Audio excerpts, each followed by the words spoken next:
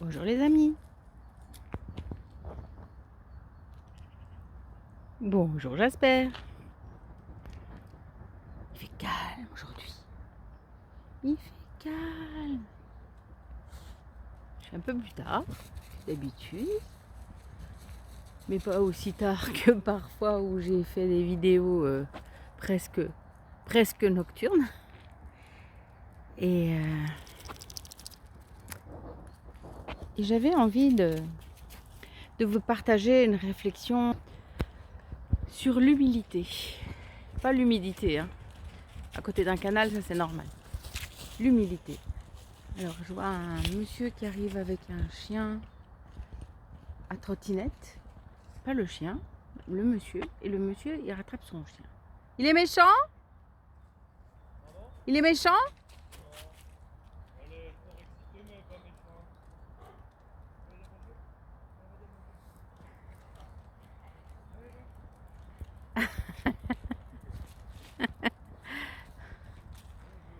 Voilà. Les chiens. Je vous filme pas parce que le monsieur il n'a pas forcément envie. Hein. Ah bah oui, je vais jouer. Bonjour.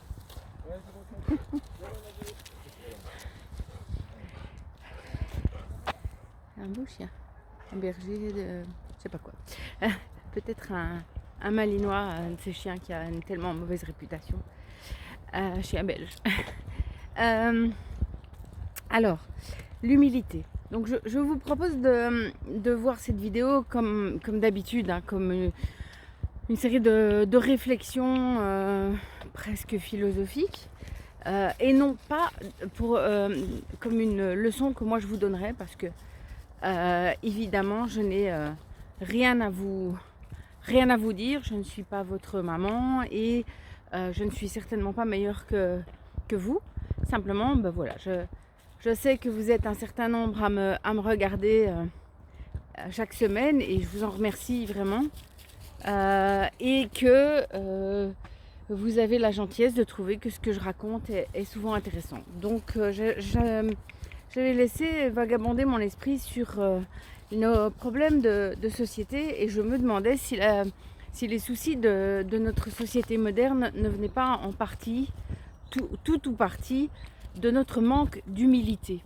Un manque d'humilité qui nous empêche de reconnaître nos erreurs, qui nous empêche de demander pardon, qui nous empêche finalement d'entrer réellement dans un dialogue, parce qu'à partir du moment où il y a deux personnes qui veulent avoir raison, ça devient extrêmement difficile de s'écouter, d'écouter l'autre. Je suis la première à ne rien lâcher quand je veux avoir raison. Hein. Vraiment. Seulement, on en est arrivé à un stade aujourd'hui où on est capable, même si ce que nous avons sous les yeux nous prouve qu'on a tort, on est capable de refuser obstinément tout compromis avec la réalité et de défendre bec et ongle notre point de vue, qui est souvent à notre insu le point de vue d'autres personnes. Je veux dire évidemment les dirigeants, les médias. Alors je ne vais pas jusqu'à prétendre que les médias ont encore un point de vue, mais en tout cas c'est un support pour nous transmettre une vision du monde, un point de vue et nous l'inculquer. Hein, les médias c'est tout, hein, c'est Netflix, enfin c'est les séries, c'est le showbiz. Jasper, viens ici, viens ici, viens mon gros, viens. Excusez-moi, mais moi les chiens s'est attaché. Je vous dis ça parce qu'hier je me suis fait mordre par un chien et depuis. Madame, je vous jure que si mon chien mordait, il serait attaché, il aurait une muselière. Oui, je sais ça, bien. je vous assure. C'est pas méchant, je comprends. Vous ne vous rendez pas compte du stress que j'ai depuis que je le vois là-bas. Je suis désolée. Ça parce que hier, et je peux vous le montrer à la morsure. Je vous crois, viens ici. Et c'est vrai que quand je vois déjà le chien là-bas en face qui n'est pas attaché, ça vous stresse. En fait, on se promène, mais on est stressé. Oui. Franchement, c'est pas méchant. Hein. Je vous entends, madame, je vous entends. Et je suis désolée que vous ayez ce traumatisme à gérer. Je vous entends, je vous en prie. Je suis désolée de lui avoir gâché sa promenade, mais bien sûr que je ne lâcherai jamais un chien méchant. Ça, c'est... On doit contrôler son chien. Alors, dans certaines vidéos, vous m'avez vu avec un Jasper qui n'écoute pas, bien sûr. Il fait l'andouille, mais il n'a jamais mordu personne.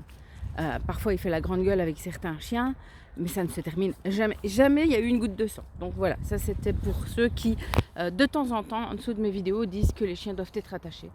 Je pense que les chiens, les animaux doivent être sous contrôle de leur propriétaire. Si on n'est pas capable de contrôler son chien et qu'on a un chien qui mord, eh ben, soit on le promène dans des endroits où il n'y a personne, soit on ne le lâche pas et au moins on l'éduque. Voilà, donc petit aparté. Donc on est aujourd'hui incapable de se rendre compte que notre point de vue n'est plus notre point de vue. Notre point de vue est une vision du monde qu'on nous transmet, qu'on nous inculque, qu'on nous répète ad nauseam jusqu'à ce que ça devienne notre réalité. Et même si nos yeux nous disent que c'est pas ça, la réalité, eh bien on est incapable parce que nous n'avons pas assez d'humilité, nous sommes incapables de l'admettre. Même à nous-mêmes. Je pense particulièrement à la crise sanitaire où on a été capable de nous dire qu'enfermer des gens dans tous les pays du monde, les enfermer pour qu'ils n'attrapent pas un virus, c'était les protéger, alors qu'il y a des pays du monde où si on enferme les gens, qu'on les empêche de travailler, ils meurent de faim. Donc on vous laisse mourir de faim, on laisse vos gosses mourir de faim, plutôt que de risquer d'attraper un virus qu'on nous prétend mortel. On nous montre des images. Moi, je me suis fait avoir parce que je ne sais pas si vous vous souvenez de ces vidéos où on voyait des Asiatiques, je pense que c'était en Chine, se promener dans la rue. Je me souviens particulièrement d'un petit monsieur en costume gris. Il marche, il tousse, il tomberait de mort. Sous la caméra de je sais pas qui. Personne ne se précipite. Et les rues sont vides, personne ne se précipite pour l'aider, surtout pas. Donc, cette réalité, cette chose qui nous est présentée comme une réalité, moi je l'ai attendue. Je me suis dit, c'est en Chine, on nous dit que c'est le même virus, ça va arriver en Belgique, on va avoir des gens qui tomberaient de mort dans la rue. Moi, j'ai pas enjambé beaucoup de cadavres pendant la crise Covid. Aujourd'hui, nous voyons avec nos yeux les conséquences des pic-pics. Nous les voyons. Nous avons tous quelqu'un de proche, collègues, amis, famille, qui se sent beaucoup moins bien, pour ne pas dire autre chose, depuis qu'on lui a fait les pic-pics, qui se dégrade. C'est comme si on avait injecté le gène de la progéria. La maladie, la progéria, c'est une maladie, c'est rarissime, qui fait vieillir en accéléré. Eh ben, j'ai l'impression que tous ces gens qui ont eu la picouse, eh ben, ils vieillissent en accéléré, évidemment, et ça part de leur fragilité. C'est pour ça que c'est si compliqué de dire que, objectivement, c'est ça, parce que c'est très hétérogène comme conséquence, mais bon, le résultat, c'est qu'ils sont pas bien. On le voit. Mais non, non, ça n'existe pas. Ça n'existe pas parce que l'humilité empêche les médecins d'admettre qu'ils ont... C'est même pas qu'ils se sont trompés. Oui, ils se sont trompés aussi, parce que quand on nous bassine avec des cours de pharmacologie pendant tout notre cursus et qu'après, il suffit de nous dire que le fabricant nous dise que c'est bien pour qu'on l'accepte, c'est se tromper. Mais aussi parfois se faire acheter. Mais c'est pas, je vous l'ai déjà dit, pour moi c'est même pas l'argent. Mais surtout, donc les citoyens lambda, ils sont capables de défendre avec acharnement le pouvoir en place qui a dégradé l'économie. Il y a des dizaines, des centaines de faillites. Des gens des indépendants qui se suicident aujourd'hui. On massacre le bétail pour une maladie qui tue moins d'1% des malades, vaccinés ou pas vaccinés, on les massacre, mais on nous dit qu'ils font ce qu'ils peuvent. Et simplement parce que notre ego est beaucoup trop présent pour... Encore un chien. Quand j'ai dit que c'était calme, c'est pas si calme. Hein. Bonjour. Bonjour. Oh bah, t'es à moitié mouillé toi, viens. Viens Jasper, viens. Voilà.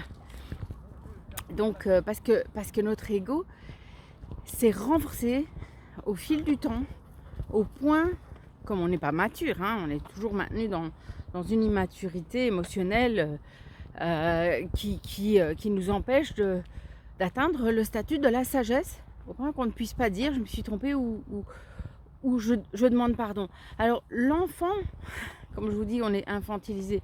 L'enfant va très souvent dire c'est pas moi, j'ai pas cassé le vase, c'est pas moi qui ai fait tomber la chaise, c'est l'autre. Donc l'enfant naturellement il se préserve.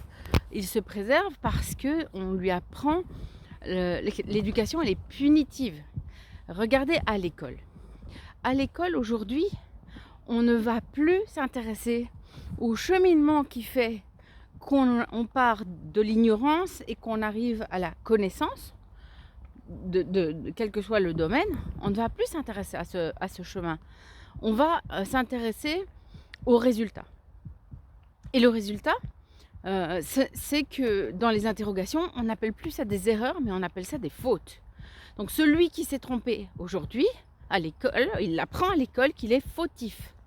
C'est le fautif. Qui a envie d'être fautif? Personne. Donc on a déjà cette notion de culpabilité qui s'invite, alors que dans l'apprentissage, il est évident que c'est indispensable, que c'est naturel de commencer par ne pas savoir pour ensuite apprendre et enfin connaître ce qu'on veut bien nous dire, connaître une certaine vision des choses en fonction de ce qu'on sait au moment, en fonction de notre maturité intellectuelle, en fonction de l'évolution de la société, des connaissances qu'on a bien voulu nous mettre dans les livres ou qu'on a bien voulu ne pas effacer. Ça veut dire quoi connaître? En fait, on est en apprentissage permanent, donc personne ne peut dire... Souvenez-vous de cette chanson, c'était Gabin, je pense. Hein. Je sais que je ne sais pas. Tout ce qu'il peut dire à la fin de sa vie, c'est qu'il sait enfin qu'il ne sait pas. Et bien plus intelligent est celui qui est capable de voir l'étendue de son ignorance plutôt que l'étendue de ses maigres connaissances, en fait. Alors, il y a certaines choses qu'on apprend, oui. Et qu'on sait, l'étape de multiplication. Ah bah parlons-en, tiens. Quel est l'enfant qui apprend encore l'étape de multiplication? Ça devient inexistant. Donc des choses simples qui sont un bon exercice pour le cerveau, c'est fini, c'est terminé. On n'apprend plus ça, de toute façon ChatGPT est là pour réfléchir à notre place, les smartphones aussi, puisqu'on a tous une calculatrice, on ne fait plus l'effort de calculer mentalement. Parce qu'on n'a plus le temps, on ne nous laisse plus le temps. Il est normal, au début en tout cas, que ça prenne du temps. Et c'est avec l'apprentissage, la répétition, l'expérience qu'on finit par aller plus vite.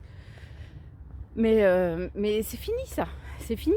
Donc comme on n'est pas arrivé à faire en sorte que l'enseignement, parce qu'il n'y a pas de volonté, hein, que l'enseignement puisse évoluer au rythme de chacun, comme dans d'autres pays. Hein. C'est pas pour rien que le Danemark est en tête des scores PISA.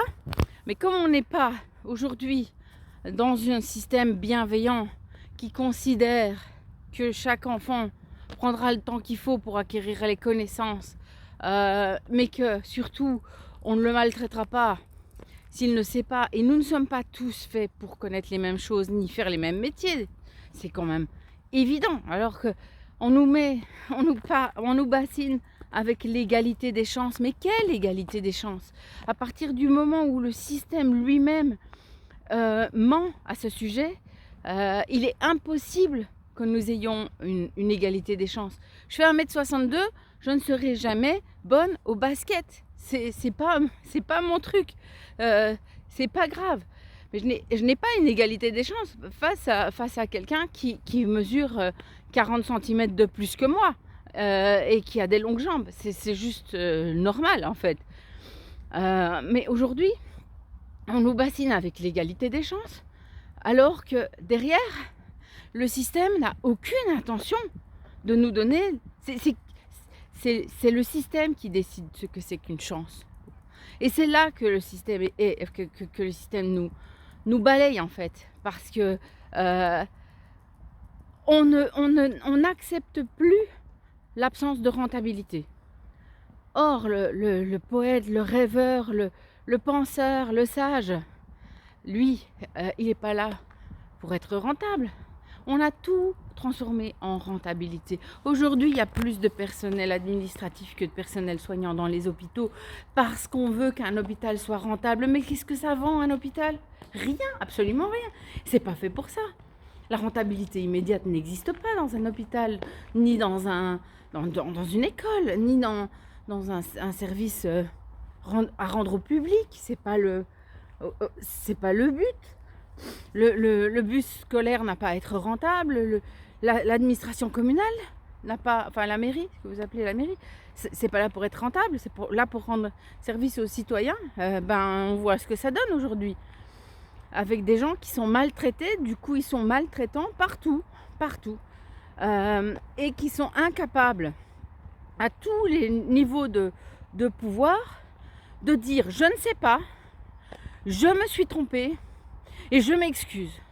C'est impossible. Déjà, c'est à peine si on a bonjour et au revoir. Alors le reste, tout simplement parce que l'école nous a appris la vie, enfin partout en fait, peut-être peu moins dans les collectivités comme les scouts. J'ai pas du tout d'expérience parce que personnellement j'ai pas aimé ça.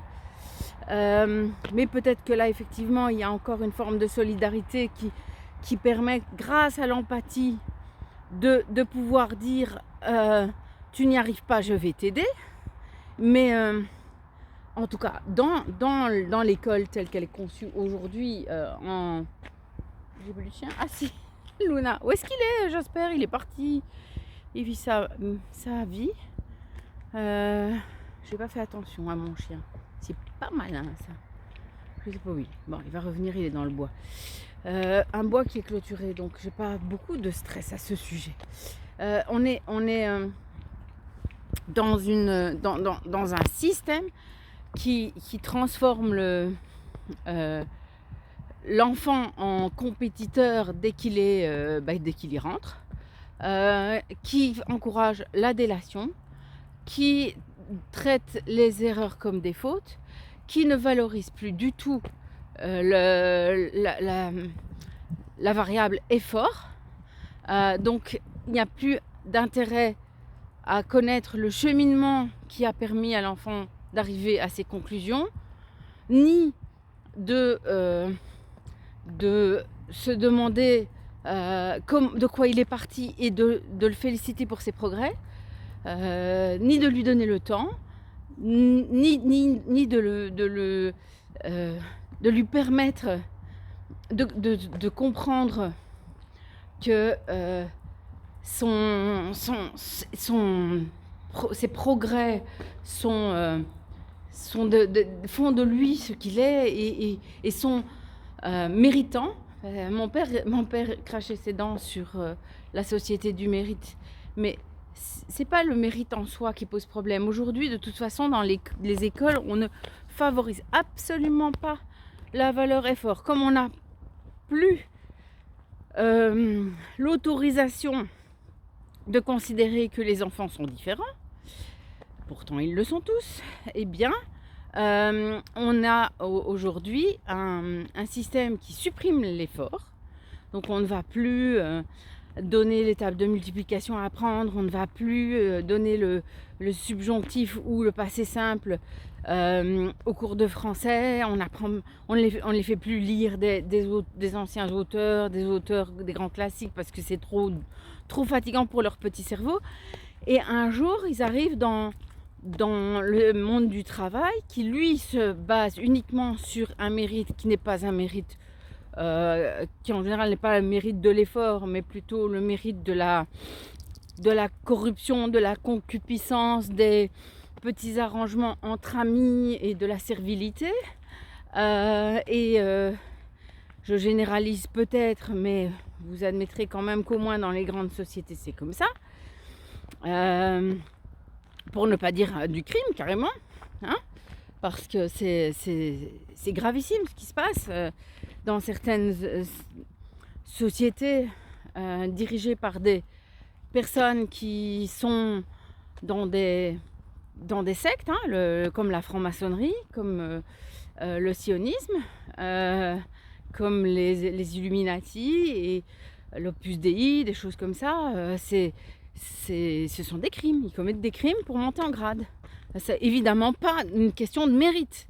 Mais on a tellement inculqué aux gens que si ils acceptent à un certain moment de dire « je me suis trompé sur la société, sur le monde tel qu'il est, je m'excuse d'avoir défendu mes bourreaux et nos bourreaux, je reconnais que tu avais raison, je reconnais que j'avais tort », si on leur a appris que c'était une faiblesse, que c'était une faute, eh bien, ils mettront tout en œuvre jusqu'à vous taper dessus ou vous poignarder pour qu'ils ne soient pas amenés à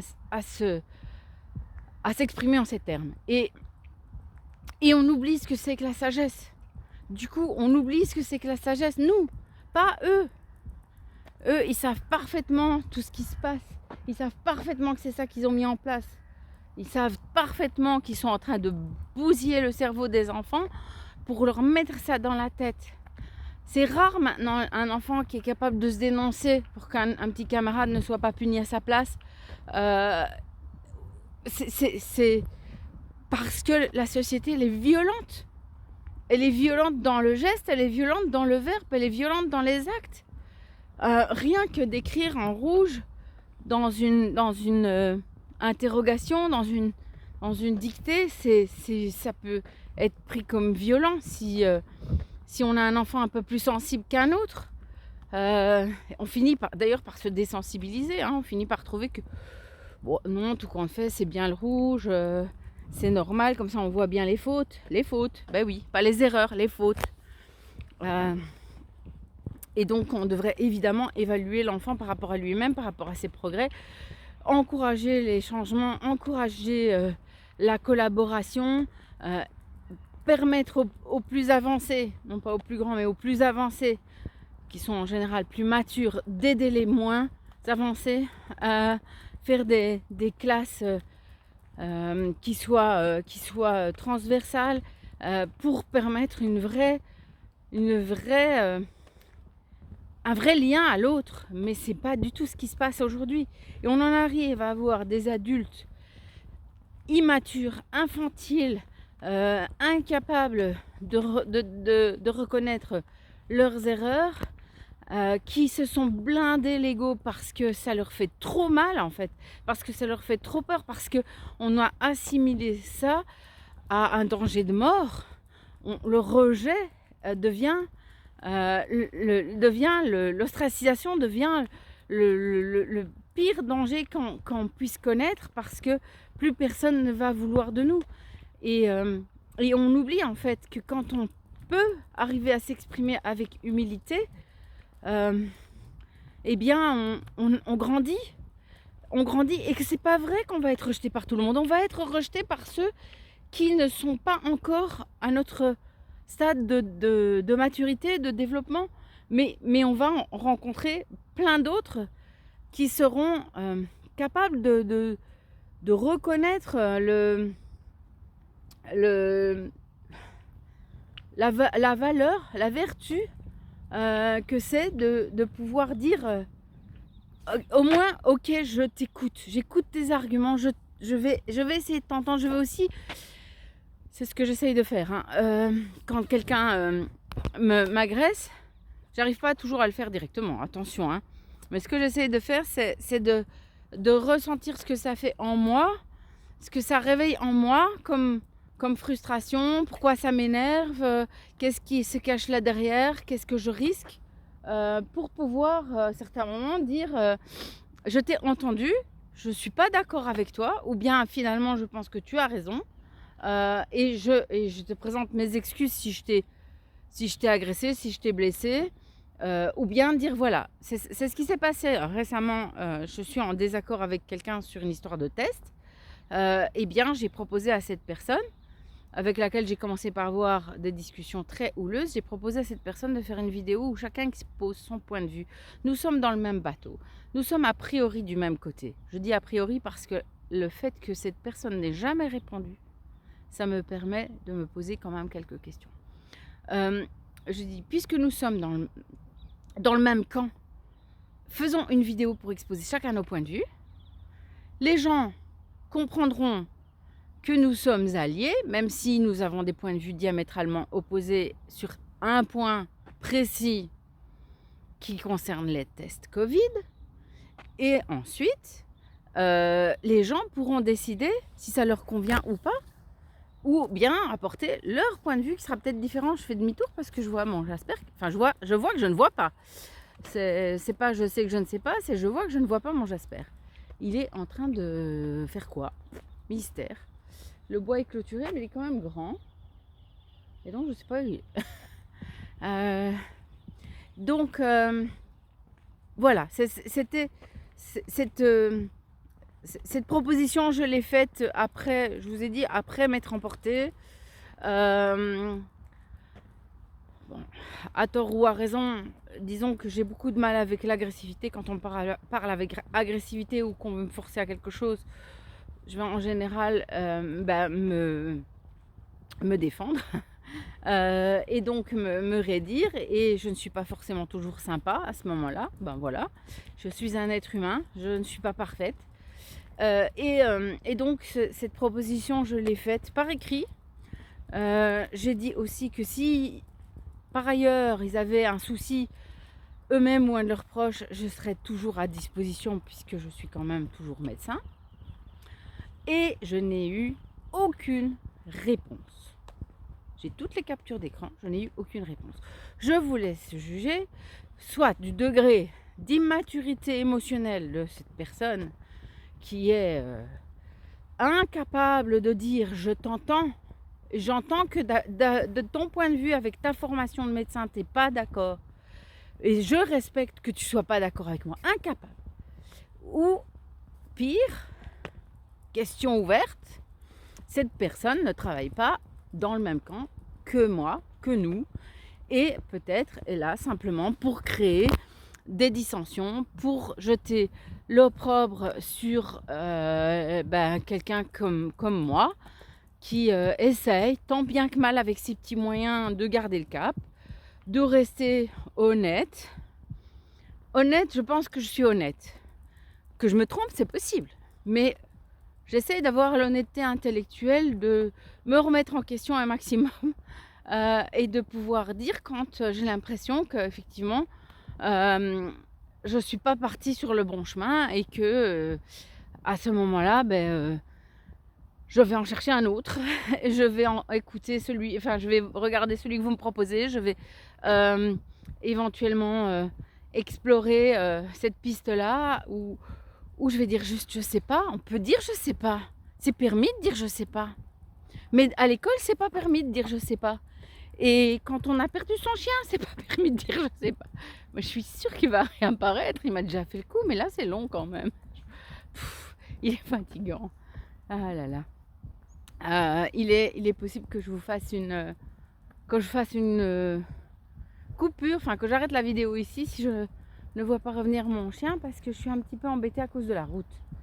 Je vous avoue que il n'a pas l'air de courir sur la route, mais on passe en dessous d'une route. Vous voyez, on passe en dessous du pont, et si mon chien est parti sur la route, il est remonté, ce qu'il ne fait jamais, mais bon, à ce moment-là, il y a intérêt à ce que je récupère ce loustic.